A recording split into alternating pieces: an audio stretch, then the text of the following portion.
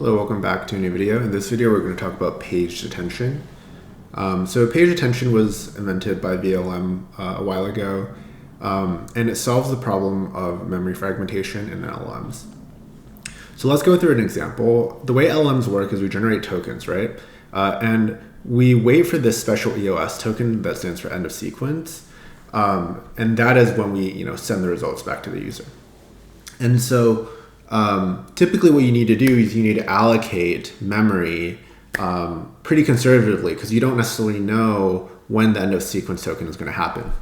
And so in this example, let's say you allocate 10 tokens worth of memory, but at token 7 you get the EOS. You kind of have this like wasted memory, this fragmentation.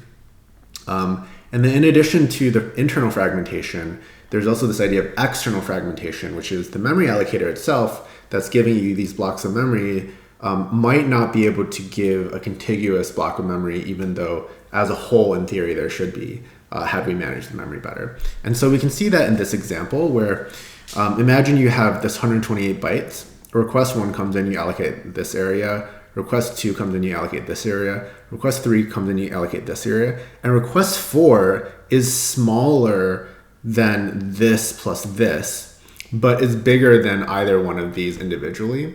And so you cannot satisfy a request 4, even though technically you have enough free memory. And so this kind of illustrates the whole external fragmentation thing. And the point here is that this is not a new problem. Operating systems have had this idea of like virtual and physical memory for a long time. And what page detention does is it basically introduces that for LLMs. And so in practice, engines like vLLM have what's called a KV cache manager. And the way that it's implemented in practice is that they had these pages of memories, and then they had this like KV cache manager, which is just a AA linked list of blocks. And you can see here how it works in practice. Instead of allocating one long contiguous piece of memory for the entire sequence, you split it up into blocks. So maybe the first 4 tokens goes into one block, and then the second 3 tokens go into another block. And these blocks are virtual.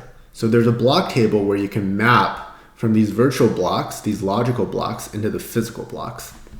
And so this is really nice because you kind of solve the fragmentation problem, but you also allow for sharing, right? So oftentimes in LLMs, you have this idea of like system prompts where prefixes are actually shared across multiple requests.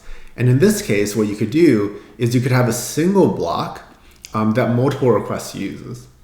And so you get this kind of memoization of the KV cache as well.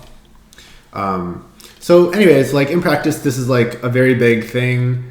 You end up having much better KV cache utilization, and it's quite important for modern LLM serving. In the next few videos, we're going to go into kind of more of the internals on how vLLM works. So I will see you in the next one.